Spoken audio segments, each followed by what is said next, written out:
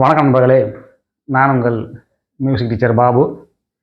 இந்த பதிவில் நம்ம என்ன பார்க்க போகிறோன்னா, வர மே 10, 2025 ட்ரினிட்டி காலேஜ் ஆஃப் லண்டன் நடத்துகிற ரிட்டன் எக்ஸாமுக்கு அட்டன் பண்ண போகிற ஃபஸ்ட் டைம் கிரேட் 1 அல்லது ஏதாவது கிரேட் 2 ஃபஸ்ட் டைம் இப்போ தான் நம்ம எக்ஸாமை அட்டன் பண்ண போகிறீங்க அப்படின்றதுக்கு ஒரு சின்னதாக டிப்ஸு கொடுத்து அனுப்பலான்னு சொல்லிட்டு, இப்போ கிரேடு 1 பொறுத்த வரைக்கும் ஃபஸ்ட்டு நீங்கள் கொஷின் பேப்பர் வாங்கின உடனே ஃபஸ்ட் பேஜில் ஃப்ரண்ட் பேஜில் மட்டும் நீங்கள் பென்னில் எழுதிடலாம். உங்கள் நேம் கேபிட்டல் லெட்டரில் எழுதுங்க.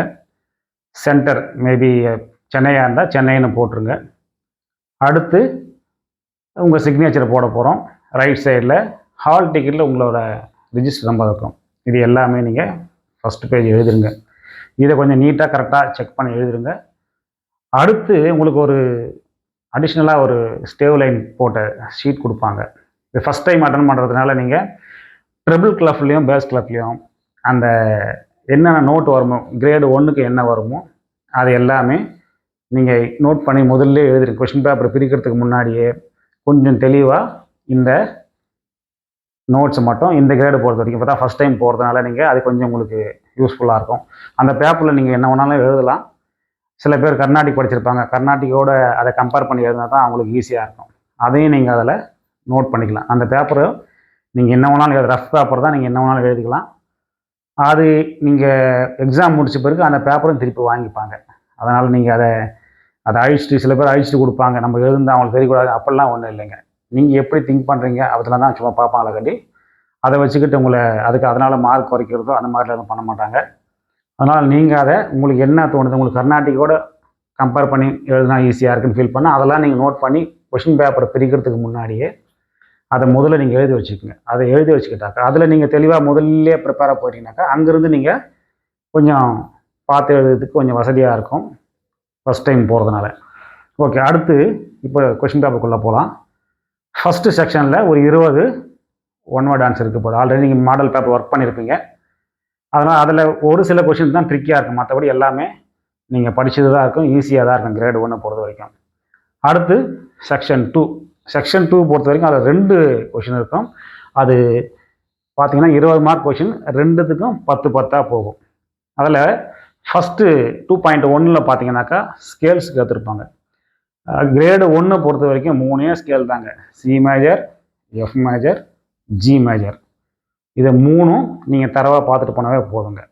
இப்போது அந்த கொஷினை பொறுத்த வரைக்கும் அந்த ஒரு 2.1லே பார்த்தீங்கன்னாக்கா நீங்கள் நோட் பண்ண வேண்டியது முதல்ல என்ன ஸ்கேல் அதை நோட் பண்ணணும். அந்த ஒரே கொஷின்லேயே ஃபஸ்ட்டு என்ன ஸ்கேலுன்றதை முதல்ல நோட் பண்ணணும். அடுத்து கீ சிக்னேச்சர் எழுதணுமா எழுத வேணாவா. கிரேடு 1 பொறுத்த வரைக்கும் கம்பல்சரி கீ சிக்னேச்சர் எழுத சொல்லுவாங்க. நீங்கள் ஹையர் லெவலில் போகும்போது தான் do not use key signature சொல்லுவாங்க. பட் கிரேடு 1 பொறுத்த வரைக்கும் கீ சிக்னேச்சர் யூஸ் பண்ண சொல்லுவாங்க. அப்போது ஃபஸ்ட்டு என்ன ஸ்கேல் பார்க்கணும். அடுத்து உங்களுக்கு ஞாபகம் வர வேண்டியது அதனுடைய கீ சிக்னேச்சர். அடுத்து அது ட்ரிபிள் கிளஃபாக பேஸ் கிளஃபாக நோட் பண்ணுங்கள். அப்போ தான் நீங்கள் கீ சிக்னேச்சர் போகிறதுக்கு கரெக்டாக ஐடியா வரும். அதுக்கு அடுத்தபடியாக அது என்ன நோட் வேல்யூன்னு பார்க்கணும். கிராச்செட்டில் எழுத சொல்லியிருக்காங்களா, மினிமில் எழுத சொல்லியிருக்காங்களா, அல்லது செமி ப்ரீவில் எழுத சொல்லியிருக்காங்களா. 4 ஆயிடுச்சு. 5வதா அப்பா அல்ல டவுனான்னு பார்க்கணுங்க. சில பேர் கோயிங் டவுன்னு கேட்டிருப்பாங்க. பெரும்பாலும் அப்ளை எழுதி பழக்கப்பட்டு எல்லாமே அப்பா போயிடும். அதுவும் இல்லாமல் இது 5ஐயும் நோட் பண்ணிங்கனாக்கா அதில் ஃபுல் மார்க் ஈஸியாக வாங்கிடலாம்.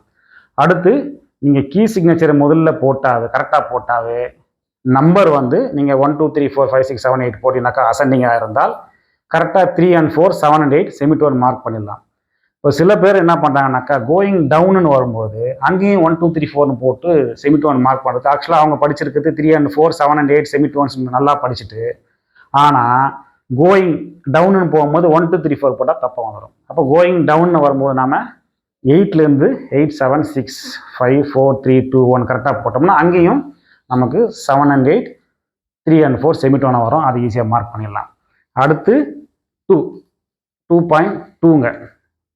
2.2ல் ஆர்பிஜிஓ கேட்க போகிறாங்க. இதிலே நீங்கள் முக்கியமாக கவனிக்க வேண்டியது ஃபஸ்ட்டு என்ன ஸ்கேல். அடுத்து அந்த ஸ்கேலை கண்டுபிடிச்சிங்கனாக்கா அதுக்கு முன்னாடியே கீ சிக்னேச்சர் கரெக்டாக போட்டுருங்க. எடுத்துக்கணும். சி மேஜர்னால் ஒன்றும் போட வேண்டியதில்லை. பட் எஃப் மேஜராக இருந்தால் பி ஃப்ளாட் போடணும், ஜி மேஜராக இருந்தால் எஃப் ஷார்ப் போடணும். ட்ரிபிள் கிளஃபாக இருந்தால் பி ஃப்ளாட் தேர்ட் லைனில் வரும், அதே பேஸ் கிளஃபாக இருந்தால் செகண்ட் லைனில் வரும். ஷார்ப்பை பொறுத்த வரைக்கும் ட்ரிபிள் கிளஃபாக இருந்தால் ஃபிஃப்த் லைனில் வரும், பேஸ் கிளஃபாக இருந்தால் ஃபோர்த் லைனில் வரும். இதை ஞாபகம் வச்சு முதல்ல ஸ்கேலை பார்த்துருங்க, அடுத்து கீ சிக்னேச்சர் போட்டுருங்க. அடுத்தபடியாக பார்க்க வேண்டியது என்ன நோட் வேல்யூ. பொதுவாக ஆர்பிஜியை பொறுத்த வரைக்கும் உங்களுக்கு செமிபிரி தான் கேட்பாங்க, சம்டைம்ஸ் மாற்றி கேட்டால் தான் கேட்கலாம். அதுக்கு அடுத்தபடியாக முக்கியமாக கவனிக்க வேண்டியது அப் அண்ட் டவுனா அல்லது டவுன் அண்ட் அப்பாக பார்க்கணுங்க. இதுலேயும் நிறைய பேர் மிஸ்டேக் பண்ணுறதுங்க. பொதுவாகவே அப் அண்ட் டவுன் எழுதி விட்டுருவாங்க. அப்படி இல்லை டவுன் அண்ட் அப்புன்னு போகும்போது நோட்டை மாற்றி போட்டுருவாங்க. ஃபஸ்ட் நோட் கரெக்டாக போட்டு மற்ற நோட்லாம் கொஞ்சம் தப்பாக போடுங்க. அதெல்லாம் கவனித்து கரெக்டாக சியாக அந்த சிஇஜிசி வரணும். அதை மட்டும் நோட்டாக பாருங்கள். இந்த ஒரு லைனில் போட்டு அடுத்த லைனில் போட்டு அடுத்த லைன் போகணும், அந்த மாதிரி ஏதாவது நீங்கள் மனப்பாடம் பண்ணி வச்சுருந்தீங்கன்னாக்கா டவுன் அண்ட் அப்பு போகும்போது தப்பு வரதுக்கு வாய்ப்பு இருக்குது. அதனால் நீங்கள் நோட்டாக திங்க் பண்ணி எழுதுங்க. அதுதான் முன்னாடி நம்ம நோட்டு எழுதிடுறோம். அந்த ரஃப் பேப்பரில் முதல்ல எல்லா நோட்டும் எழுதி வச்சுக்கிறதுனால அதையும் நீங்கள் பார்த்து ரெஃபர் பண்ணி எழுதுறதுக்கு வசதியாக இருக்கும்.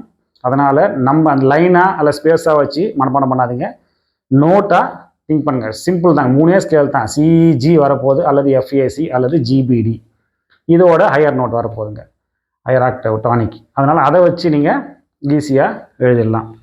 அடுத்து செக்ஷன் 3. செக்ஷன் 3ல் 5 மிஸ்டேக்ஸ் வரப்போகுதுங்க. கண்டிப்பாக 5 மிஸ்டேக்ஸ் இருக்கும். அதை கொஞ்சம் கவனமாக, பொதுவாக பார்த்தீங்கன்னாக்கா கிளஃப் கொஞ்சம் முன்ன பின்ன மாற்றி போட்டிருப்பாங்க. அடுத்து கீ சிக்னேச்சர் வேறு இடத்துல போட்டிருக்கலாம், அல்லது சாட்சி போட்டிருக்கலாம், அல்லது ஃபஸ்ட்டு டைம் சிக்னேச்சர் கொடுத்துட்டு அடுத்து கீ சிக்னேச்சர் கொடுத்துருப்பாங்க. எப்போவுமே வந்து கிளஃபுக்கு அடுத்தது கீ சிக்னேச்சர் தான் வரணும். சம்டைம்ஸ் டைம் சிக்னேச்சர் முதல்ல கொடுத்துட்டு கீ சிக்னேச்சரை அடுத்து கொடுத்துருப்பாங்க. அப்போ அது ஒரு மிஸ்டேக்ஸ் வரதுக்கு வாய்ப்பு இருக்குது. அதே மாதிரி டெம்போ மார்க்கிங் எப்போவுமே அபோவ் த ஸ்டேவ் வரும், சம்டைம்ஸ் பிலோ த ஸ்டேவ் கொடுத்துருப்பாங்க. அது ஒரு மிஸ்டேக்ஸ் வரலாம். கடைசியில் அந்த ரிப்பீட் சைன் வரும்போது டபுள் பார்க்கு அடுத்து கொடுத்துருப்பாங்க. அந்த மாதிரி முன்னே வரதான் பார்த்துக்குங்க. சம்டைம்ஸ் 2-4 இருந்தால் 2-4ல் கடைசி நோட்டு கிராச்செட் கொடுத்துட்டு மினிமம் ரெஸ்ட் கொடுத்துருப்பாங்க. அப்போ ஒரு கிராச்செட் ரெஸ்ட் தான் வந்திருக்கணும். இந்த மாதிரி சின்ன சின்ன மிஸ்டேக்ஸ்லாம் ஈஸியாக வர மாதிரி இருக்கும். கொஞ்சம் காம்ப்ளிகேட் போனால் 3-4ல் 6 கொயர் கொடுத்து 3 கொயராக ஜாயின் பண்ணியிருப்பாங்க. அது வந்து எப்போவுமே 3-4ல் 6 கொயர்ஸ் வந்தாக்கா ஒன்றா பீம் பண்ணணும். இந்த மாதிரி தான் இருக்கும். இதெல்லாம் நீங்கள் கொஞ்சம் முன்னாடியே பார்த்துட்டு போயிட்டாக்கா ஈஸியாக அதுலேயும் ஃபுல் மார்க் வாங்கிடலாம். அடுத்து பார்த்தோம்னாக்கா செக்ஷன் 4. செக்ஷன் 4 எனக்கு தெரிஞ்சு ரொம்ப ஈஸிங்க. 4 பார் தான் எழுதணும். ஆல்ரெடி 2 பார் கொடுத்துருப்பாங்க. இப்போது 3rd பார்க்கும் 4th பார்க்கும் நீங்கள் கம்ப்ளீட் பண்ணணும். இதில் 4th பார்க்கு நான் இப்போயே ஆன்சர் சொல்லிடுறேன். நீங்கள் 3rd பார் மட்டும் கொஞ்சம் யோசிச்சு எழுதுனா போதும். 4th பாருக்கு 2-4 இருந்தால் கடைசி பாரில் மினிமம் கொடுத்துருங்க. 3-4 இருந்தால் கடைசி பாரில் டாட்டட் மினிமம் கொடுத்துருங்க. 4-4 இருந்தால் கடைசி பாரில் ஒரு செமி பிர் கொடுத்துடலாம். இது வந்து ஃபேஸாக பார்க்கும்போது எப்பவுமே உங்களுக்கு லாஸ்ட் பார் வந்து லாங் நோட்டாக இருந்தால் அது எண்டிங் ஃபீல் நல்லா கொடுக்கும், நீங்கள் அதை மெலடியாக கன்வெர்ட் பண்ணும்போது. அதனால் லாஸ்ட் பாரை பொறுத்த வரைக்கும் என்ன டைம் சிக்னேச்சரோ அதனுடைய ஃபுல் வேல்யூ கொடுத்துருங்க. அப்போ 3வது பாருக்கு நீங்கள் ஓனாகவும் எழுதலாம், இல்லை அங்கே இருக்கிறதே கூட கொஞ்சம் ஷஃபிள் பண்ணி எழுதினாக்கா ஈஸியாக வந்துடும். கவனித்து 2-4னா 2 கவுண்ட்டுக்கு மேலே வரக்கூடாதுங்க. 3-4னா 3 கவுண்ட்டுக்கு மேலே வரக்கூடாது. 4-4னா 4 கவுண்ட்டுக்கு மேலே வரக்கூடாது. அதுலேயும் நீங்கள் இன்கேஸ் கொயவர்ஸ் யூஸ் பண்ணுறீங்கன்னாக்கா பீம்டு கொயவர்ஸ் யூஸ் பண்ணும்போது குரூப்பிங் கொஞ்சம் கரெக்டாக பார்த்துக்குங்க. அதில் எதுவும் கொஞ்சம் அடிஷ்னலாக நம்ம ஒர்க் பண்ணுறோன்னு சொல்லிட்டு இப்போ ஒரு 4-4ல் 8 கொயவர்ஸ் கொடுக்கலான்னு சொல்லிட்டு ஃபஸ்ட்டு 2 கொயவர், அப்புறம் ஒரு 4 கொயவர், அப்புறம் 2 கொயவர் கொடுத்தோம்னாக்கா இடையில அந்த 4 கொயவர்ஸ் ஜாயின் பண்ணக்கூடாதுங்க, பீம் பண்ணக்கூடாது. அந்த மாதிரி கொஞ்சம் நம்ம அடிஷ்னலாக பண்ணலான்னு சொல்லிட்டு மார்க்கை வீக் பண்ணாமல் யோசித்து கரெக்டாக அந்த ஒரு பாருக்கு உண்டானதை கரெக்டாக எழுதுங்க. ஆல்ரெடி இப்போ அதுக்கு வந்து 15 மார்க்கு. அதில் நான் ஆல்ரெடி இப்போ கிட்டத்தட்ட ஒரு 7-8 மார்க் சொல்லிட்டேன் கரெக்டாக. ஏன்னா லாஸ்ட் பாரில் நீங்கள் 2-4 இருந்தால் மினிமம் கொடுத்துருங்க, 3-4 இருந்தால் டாட்டட் மினிமம் கொடுத்துருங்க, 4-4 இருந்தால் செமி பிரிவு கொடுத்துருங்க. முடிஞ்சிடுச்சு, ஒரு பார் கம்ப்ளீட் ஆகிடுச்சு. இப்போ 3rd பார் மட்டும் தான் எழுத போகிறோம். அதை நீங்கள் ஐடியா வச்சு கொஞ்சம் யோசிச்சு க்ளீனாக எழுதலாம். இன்னும் கூட அதை சிம்பிளாக சொல்லிடலாம். 2-4 இருந்தால் 4 கொயவர் போட்டு பீம் பண்ணிவிடுங்க. 3-4 இருந்தால் 6 கொயவர் போட்டு ஒன்றா பீம் பண்ணிவிடுங்க. 4-4 இருந்தால் ஒரு 4 கொயவர்ஸ் பீம், அடுத்து 4 கொயவர்ஸ் பீம் பண்ணிடலாம். ஃபுல் மார்க்கே வந்துடும். பட் நீங்கள் உங்களுடைய ஐடியாவையும் யூஸ் பண்ணுங்கள். அடுத்து போனோம்னாக்கா 5th 5.1 எனக்கு தெரிஞ்சு இருக்கிறதுல ஈஸி. ஜஸ்ட்டு என்ன இருக்கோ அதை அப்படியே காப்பி பண்ண போகிறோம். அதனால் அதில் வந்து மார்க்கே மிஸ் பண்ணக்கூடாது. கரெக்டாக அதில் எந்த லைனில் நோட் ஹெட் இருக்குது, எந்த லைனில் ரெஸ்ட் எதாவது வந்திருந்தாக்கா ரெஸ்ட் எங்கே இருக்குன்னு சொல்லிட்டு கரெக்டாக பார்த்து அதை அப்படியே ஜஸ்ட்டு காப்பி பண்ணுங்கள். காப்பி பண்ணுறதுல நீங்கள் தப்பு பண்ணக்கூடாது. சில பேருக்கு அதை ஸ்டெம்மு ஆட் பண்ணும்போது ஒரு டவுட் வருதுங்க. எங்கேருந்து எவ்வளோ தூரம் போகணும், நான் ஸ்கேல் வச்சு போடுறேன் அப்படிலாம் பண்ணுறாங்க. எந்த புக்கிலையும் அது போல் சொல்லலை எவ்வளோ லென்த்து போகணும். குரூப்பிங்கில் போகும்போது கொஞ்சம் லென்த்து வேரி ஆகும். பட் செப்பரேட்டாக நீங்கள் கிராஸ் செட் மட்டும் தான் போட போகிறீங்கனாக்கா, என்னோடய ஐடியா என்னன்னாக்கா, நீங்கள் ஒரு 5th லைனில் ட்ரிபிள் கிளஃபில் 5th லைனில் எஃப்பில் ஒரு நோட் ஹெட் இருக்குனாக்கா, அந்த ஸ்டெம்மு முடிகிற இடம் ஃபஸ்ட்டு ஸ்பேஸாக இருக்கும், அதுவும் எஃப்பாக இருக்கும். கரெக்டாக ஒரு ஆக்டேவில் வந்து முடியும். நீங்கள் எல்லா புக்லையும் பார்த்தா அப்படி தான் இருக்கும். இது வந்து எந்த புக்லையும் சொல்லலை, நானாக என்னுடைய அனுபவத்தை சொல்கிறது தான். இப்போ ஃபஸ்ட்டு லைனில் ஈயில் நோட் ஹெட் ஆரம்பித்து நீங்கள் ஸ்டெம் ஆட் பண்ணுறீங்கனாக்கா, அந்த ஸ்டெம்மு முடிகிற இடம் 4th ஸ்பேஸாக இருக்கும். ஆக்சுவலாக 4th ஸ்பேஸும் அது ஈயாக இருக்கும். அதனால் அதை நீங்கள் கொஞ்சம் இமேஜின் பண்ணி கூட எவ்வளோ நேரத்துக்கு லென்த்துக்கு போகலான்றதை நீங்கள் ஒரு முடிவு பண்ணிக்கலாம். பட் குரூப்பிங் வரும்போது ஷார்ட்டோ லென்த்தோ ஆகும். அதை பற்றி அது அட்வான்ஸாக போகும்போது நம்ம அதை பற்றி பார்த்துக்கலாங்க.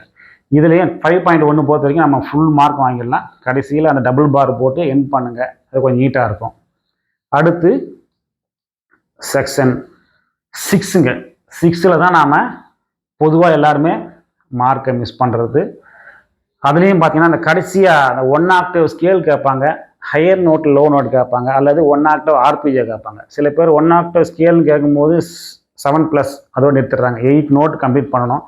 அது சில டைம் பார் அடுத்த பாருக்கும் போகும். அவங்க ஒரு பாருக்குள்ளே இருக்குன்ற மாதிரி யோசித்து அதையும் மார்க் மிஸ் பண்ணுறாங்க. அதையும் பார்த்துக்குங்க.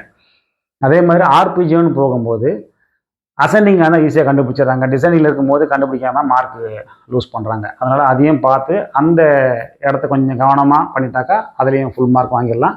அதே மாதிரி ஒரு கொஷின் வரும் உங்களுக்கு, அக்கம்பனிமெண்ட் பண்ணுற மாதிரி கார்ட் சிம்பிள் அல்லது ரோமன் நிம்பர் ரெண்டு ஏதாவது கேட்பாங்க. இதில் முக்கியமாக கவனிக்க வேண்டியது, கார்ட் சிம்பிள்னு கேட்டாக்கா அபவ் த ஸ்டேவ் போடணும், ரோமன் நிம்பர்னு கேட்டால் பிலோ த ஸ்டேவ் போடணும். இதை மாற்றி மாற்றி எழுதியும் மார்க் லோஸ் பண்ணுறவங்க இருக்காங்க. அதனால் அவங்க கேட்குற கொஷின் ரோமன் நிமரலா அல்லது கார்ட் சிம்பிளான்னு சொல்லிட்டு கவனித்து அதை கீழே போடணுமா மேலே போடணுமான்றதை கொஞ்சம் கண்டிப்பாக அந்த கொஷின் வரும். பட் அதை கார்ட் சிம்பிளா அல்லது ரோமன் நிமரலான்றதை கொஞ்சம் யோசித்து அதை எடுத்தாலும் அதில் ஃபுல் மார்க் வரலாம். அதில் ட்ரிக்கியான கொஷின் பொதுவாக எதுவும் இருக்காது. அதே மாதிரி சம்டைம்ஸ் லோவஸ்ட் நோட்டும் ஹையஸ்ட் நோட்டும் கேட்பாங்க. அது எழுதும் போதும் நீங்கள் கிளஃப் ஆல்ரெடி மேபி சில கொஷினில் கிளஃப் அவங்களே போட்டிருப்பாங்க, சில டைம் வெறும் ஸ்டேவ் மட்டும் கொடுத்துருப்பாங்க. அப்படி இருந்தால் கிளஃப்பு, கீ சிக்னேச்சர், டைம் சிக்னேச்சர் போட வேண்டிய அவசியம் இல்லை. பட் கீ சிக்னேச்சர் பொதுவாக நீங்கள் யூஸ் பண்ணுங்கள். பண்ணிவிட்டு மினிமில் கேட்டிருக்காங்களா, செமி ப்ரூவில் கேட்டிருக்காங்களா அல்லது கிராச்சட்டில் கேட்டிருக்காங்களா, இதை வச்சு கம்பேர் பண்ணி கொஞ்சம் அந்த 3 நோட்டை மட்டும் கவனிக்கணும். சம்டைம்ஸ் எல்லாருமே பார்த்தீங்கன்னாக்கா மினிமில் கேட்டிருப்பாங்க, இவங்க கிராச்சட்டில் போட்டிருப்பாங்க, இல்லை செமி ப்ரூவில் போட்டிருப்பாங்க. சில பேருக்கு என்ன டவுட் வருதுனாக்கா, மினிமில் கேட்டிருக்காங்க லோ நோட்டு, ஆனால் மியூசிக்கில் பார்த்தாக்கா லோ நோட்டு பார்த்தா கிராச்சட்டில் தான் இருக்குது. அப்போ அது ரைட்டாக ராங்கான்ற மாதிரி இருக்குது. கிராச்சட்டாக இருக்கலாம், குவராக இருக்கலாம், செமி ப்ரூவாக இருக்கலாம். எதில் இருந்தாலும் அந்த இருக்கிறது லோ நோட் எதுவோ அதை மினிமில் எழுதுங்க. அதே மாதிரி ஹை நோட் எதுவோ அதை நீங்கள் மினிமில் எழுதுங்க. அதில் மற்றபடி பெரிய கஷ்டமான கொஷின் பொதுவாக இருக்காது. லெகாட்டோ ஸ்டக்காட்டோ அது கொஞ்சம் பார்த்துக்குங்க. அது ஏதாவது அந்த 1 மார்க் கொஷினில் வரதுக்கு வாய்ப்பு இருக்குது, அல்லது இந்த செக்ஷன் 6லையும் வரதுக்கு வாய்ப்பு இருக்குது. இந்த மாதிரியான மியூசிக்கல் டேர்ம்ஸ் அதை மட்டும் நீங்கள் கொஞ்சம் டீப்பாக படிச்சுட்டு போயிடுங்க. அதுதான் மறந்து போயிடும். மற்றபடி எல்லாமே ஈஸியான கொஷினாக தான் இருக்கும். கிரேட் 1 பொறுத்த வரைக்கும் சில பேர்லாம் 1/2 hour முடிச்சிருவாங்க. நிறைய கொஷின் பேப்பர் ஒர்க் பண்ணுவாங்க, மாடல் பேப்பர் ஒர்க் பண்ணுவாங்க. சில பேருக்கு கொஞ்சம் டைம் எடுக்கும். எப்படி இருந்தாலும் நீங்கள் ஒரு அட்லீஸ்ட் ஒரு 1 hour உட்காந்து திரும்பவும் உங்கள் கொஷின் பேப்பரை பாருங்கள். இன்னொன்று, எக்ஸாம் எழுதி முடிச்சுட்டு நீங்கள் உங்கள் கொஷின் பேப்பரை வேறு யாரோ கொஷின் பேப்பர் மாதிரி நீங்கள் கரெக்ஷன் பண்ணுற மாதிரி திங்க் பண்ணி பாருங்கள். அப்போ 1-2 மிஸ்டேக் பண்ணியிருந்தாலும் உங்களுக்கு ஐடென்டிஃபை வாய்ப்பு இருக்குங்க. உங்கள் கொஷின் பேப்பர் ஆன்சர் ஷீட்டை வேறு யாரதோ நம்ம நினச்சிக்கிட்டு நீங்கள் கரெக்ஷன் பண்ண பாருங்கள். நீங்கள் கரெக்ஷன் பண்ண பார்த்த ஆரம்பித்தாக்கா சில டைம்ஸ் 1-2 மிஸ்டேக் கூட கண்ணுக்கு ஈஸியாக தெரிய ஆரம்பிக்கும். அதனால் எழுதி ஒரு முறை ரிவிஷன் பண்ணிவிட்டு அடுத்த முறை நீங்கள் கரெக்ஷன் பண்ணுற மாதிரி கொஞ்சம் கொஞ்சமாக இப்போ 1 by 1 பார்த்துட்டு அட்லீஸ்ட் ஒரு 1.5 hour உள்ளே இருந்துட்டு வந்தால் தான் உங்களுக்கு அந்த 100க்கு 100 மார்க் வரது வாய்ப்பு இருக்குது. எல்லோரும் நல்லா பண்ணுங்கள். ஆன்சர் ஷீட்டில் எல்லாமே உள்ளுக்குள்ளே எழுது எல்லாமே பென்சில். இதை நீங்கள் மறக்காமல் பெண்ணில் எழுதிட்டு சம்டைம்ஸ் அழிக்க முடியாது, அது பெரிய சிக்கலாகிடும். அதனால் பென்சிலில் எழுதுங்க. மோஸ்ட்லி டீச்சர் மூலிமா வரவும் இருப்பீங்க, அதனால் அவங்க டீச்சர் சொல்லி கொடுத்துருப்பாங்க. சம்டைம்ஸ் சொந்தமாக படிச்சுட்டு வரவங்களும் இருப்பாங்க, அவங்களுக்காவது யூஸாக இருக்கும். ஃப்ரண்ட் பேஜில் பெனில் எழுதுங்க. உள்ளுக்குள்ளே ஆன்சர் எழுது எல்லாமே பென்சில். நீங்கள் கொண்டு போக வேண்டியது பென்சில், எரேசர் வித் ஒரு ஏதாவது வேலிட் ஐடி கார்டு.